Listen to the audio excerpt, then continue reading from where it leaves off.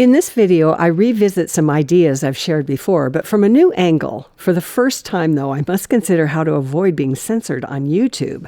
After all, Doctrine and Covenants, section 132, is the foundation for this doctrine of having many wives and concubines, and that section is anything but discreet. Throughout this video, I use words like sexual often, but not as often as I could have. In fact, that word should precede any terms such as assault, aggression, coercion, consent, submission, victims, or violation.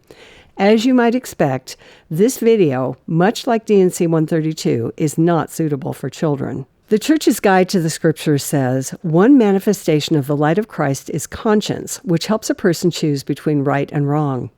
I'd like to introduce another potential manifestation, the ability to recognize danger, which I'll call gut instinct. We see these manifestations whenever plural marriage is first considered. On the Church's website, it states that Lucy Walker recalled her inner turmoil when she first was asked to be a plural wife. Brigham Young said he desired the grave when this doctrine was revealed to him. Everyone is uncomfortable with the idea of this principle. Still, is the mental anguish Brigham suffered comparable to what Lucy suffered? When confronting this doctrine, do men and women experience their conscience and gut instincts differently? Women may describe their reactions to this principle and the polygamy revelation that supports it as distressing or traumatic. Why is that? Obviously, I have concluded that the principle of plural marriage is not divine. The evidence suggesting that this doctrine is not from God is found within the very text of the purported revelation, Doctrine and Covenants, section 132. Bethany Brady Spalding expressed similar concerns in a recent Faith Matters podcast. The clip is nearly 4 minutes long because every part of it seems important. Maybe not plain and precious, but problematic, right? That it's interesting that this is our section that was replaced to talk about marriage, but there's no discussion of the beauty, the joy, the intimacy, the growth, and the flourishing of marriage. There's no comment at all on the flourishing of men and women, right? And the word choices, damned is used 3 times, destroyed is used 11 times. To me, when I read this section, I think about coercion. The definition of coercion is the practice of persuading someone to do something by using force or threats, by saying they'll be damned or destroyed. And I feel strongly about this for a lot of reasons. And I really don't want to be too heavy or too dark, but I'd ask listeners to open their hearts to this statement. I'm a survivor of sexual assault.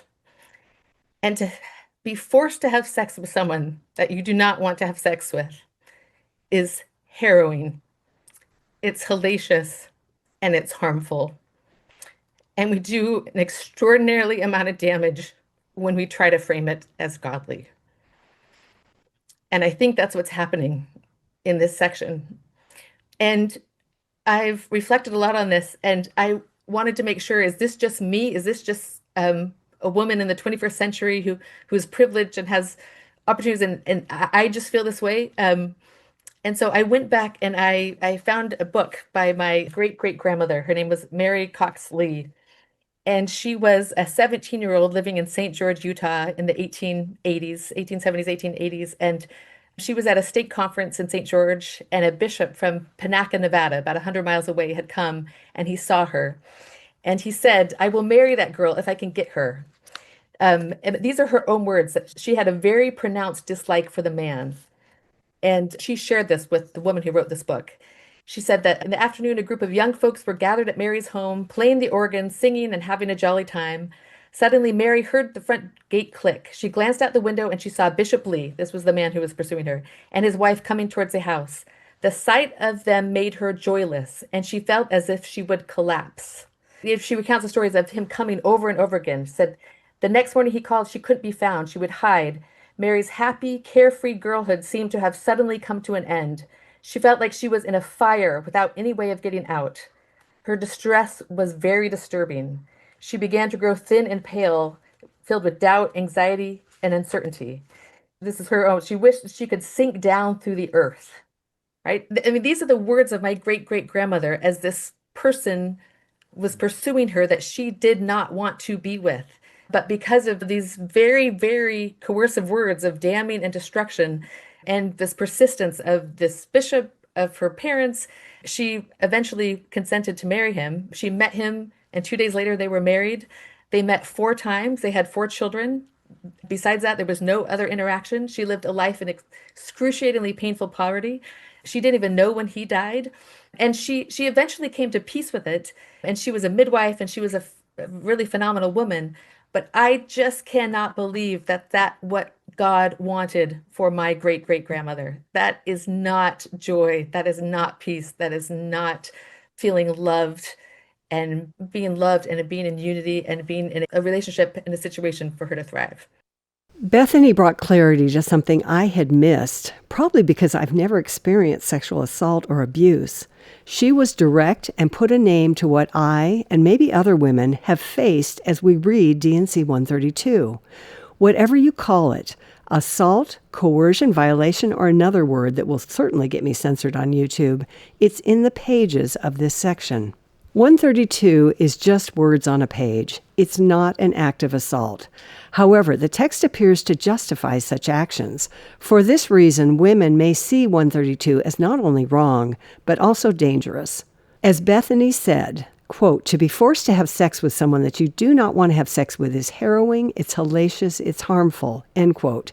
This would not be Brigham's destiny with this doctrine, but it could have been Lucy's. In 132, the wording sends the message that men are entitled to women's bodies and entitled to multiple women's bodies. And women's consent is absent from what will befall them sexually, reducing them to the victims within its pages. I've said in a previous video that I believe polygamy harms those who most need the protection. I reached this conclusion partly because, as a teenager in the late 60s, church lessons suggested that women were the gatekeepers of sexual purity. If they failed this responsibility, women were more likely to feel remorse because they would instinctively place more value on sexual intimacy. These ideas may be outdated today, but they were common knowledge in the 1800s. That was the Victorian era when women were indeed the guardians of sexual purity. Yet early Latter-day Saint women faced a conflict between their Victorian values and their polygamous reality. To make it worse, they were presented with a sexually coercive polygamy revelation that was the basis for their lifestyle. Whether they recognized it or not, these women likely experienced a unique form of dissonance. Their gut instincts may have warned them of danger and assault, but they were led to believe that God sanctioned their suffering. Concealed from them was the truth that God's laws protect women. Women carry unique sensitivity and vulnerability in matters of intimacy.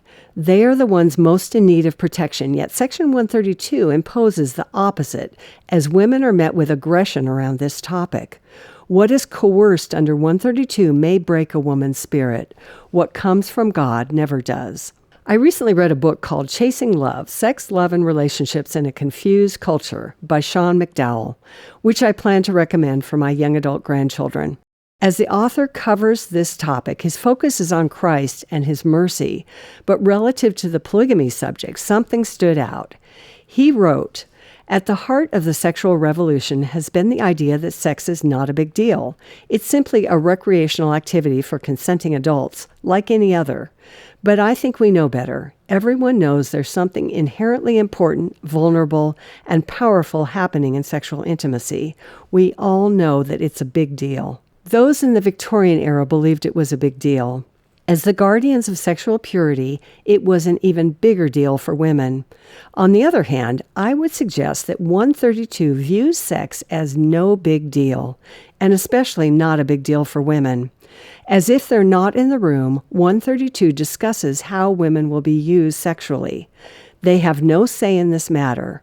132 callously gives, takes, destroys, and forces women to accept a hellish sexual fate. Without asking their permission, 132 coerces women into submission. Because 132 views all of this as no big deal for women, women are forced into what is a huge deal for them, a hellish situation. To add to the hell, they are forced to accept their husband's adultery because it's labeled godly. Men in 132 are referred to simply as men, with husband appearing only once. In contrast, women are designated solely as wives, concubines, and virgins. All women are described only in terms of their social or sexual rank, never as full covenant partners. Ironically, the Savior rejects hierarchies. He is unconcerned with social rank, so the label concubine would have meant nothing to him. The label virgin would have meant nothing as well, for he extends grace to sexual sinners, like the woman taken in adultery. Yet the one who dismantles hierarchies and offers grace to all is strikingly absent from the pages of 132. It is fitting that Hagar serves as a foundation for 132's doctrine of having many wives and concubines. She is the prototype of a plural wife or concubine, a slave who has no choice and is forced to have sex with an old man. In this instance, she is a sex slave. As you'll recall, God promised Abram an heir, but Sarai, as an old woman, lacked faith in this promise. She told Abram to use her slave as a surrogate, hoping to have children through her property. Abram agreed to his wife's request. Hagar conceived. Hagar ran away when Sarai treated her harshly. The angel tells Hagar to return to her mistress, which is the female equivalent of a master. Notably, the angel did not tell Hagar to return to her husband. While she might be referred to as a wife, Hagar remains the low-status property of Sarai, not even under Abram's authority.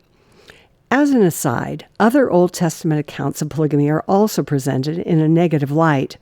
I believe that an honest retelling of many latter-day polygamy stories would yield similar conclusions. Bethany's example of her great-great-grandmother sounded eerily similar to the Hagar example. Bethany's ancestor only saw her husband 4 times so that she could be impregnated and never even knew when he died. Hagar is the doctrinal justification for 132's marriage system, a slave who can be used sexually as a surrogate. Her consent is not needed. She unwillingly transforms a marriage into a dysfunctional plural threesome. 132's prototype of a plural wife is a victim of sexual coercion. So Hagar gives us only a depressing story, right? Actually, no. Something beautiful about Hagar's story is missing from the pages of 132. Hagar fled when Sarai treated her harshly, and the angel instructed her to return to her mistress. Later, after Ishmael's birth, Hagar fled a second time. Again, an angel found her, but this time she was not sent back to an abusive situation. God's angels appear to Hagar twice. Hagar declared that God sees her, and she saw him. God beheld her low status, vulnerable circumstances, and cared for her. She should stand as an example of God's compassion and love. Yet none of this appears in the pages of D&C 132. Instead, Hagar's sacred encounters are stripped away, and she becomes merely the doctrinal justification for the chapter's plural marriage system, an example of a plural wife who can be given by her owner to be used sexually for the purpose of producing a child. This is her sole identity with 132, not the woman who God saw, protected, and saved. There are key differences between polygamy stories in the Old Testament and those in latter-day times. While polygamy may have been part of Old Testament customs, it wasn't commanded by God. Rather, it was described as a choice made by flawed humans. It is only in section 132 that polygamy is explicitly commanded. Another distinction exists. Hagar and other Old Testament wives lived within a coercive system that was all they knew, but they weren't compelled to see it as their eternal fate. In the 132 language, the women who aren't destroyed are given to be sexually used by men on earth, like Hagar was. But unlike Hagar, the disturbing message of 132 is that they will be used in the eternal worlds. Women may be told that God would never give them an eternity where they will be unhappy, yet the text of 132 consistently sends women an unhappy message. The Bible lays out a one-man, one-woman ideal for marriage. It avoids commanding polygamy and never speaks of eternal plural marriage. Certainly, the Book of Mormon only condemns polygamy and never mentions eternal polygamy. Only section 132, as if it's not harmful enough, introduces the concept of eternal coercion. Since 132 uses Isaac's sacrifice as a comparison, in another video I contrasted Abraham's obedience with a church member's obedience. Abraham never sacrificed Isaac, which is why it is called the binding of Isaac in Hebrew. However, the lives, happiness, and now I'll add chastity, conscience, and consent of women are sacrificed in 132. And unlike Isaac's binding, women in 132 are expected to sacrifice eternally. So Isaac was never sacrificed, yet 132 demands the eternal sacrifice of something that is, as Sean McDowell referred to it in his book, a big deal. And I would add an especially big deal to women. As I've said in other videos, putting God's name to plural marriage is taking his name in vain. I'll add that putting God's name to sexual coercion is taking God's name in vain. Referring to the act of being forced to have sex with someone, Bethany said we do damage when we try to frame this as godly. I began this video speaking of the inner light of Christ that helps us know good from evil. According to Paul, God can justly condemn people for sin because the law is written on their hearts. Not the Mosaic law, but God's absolute and universal moral law that is manifest to everyone. Initially, at least, most seem to know that the text of 132 does not align with God's universal moral law. 132 is coercion in print. 132 pins coercion on God.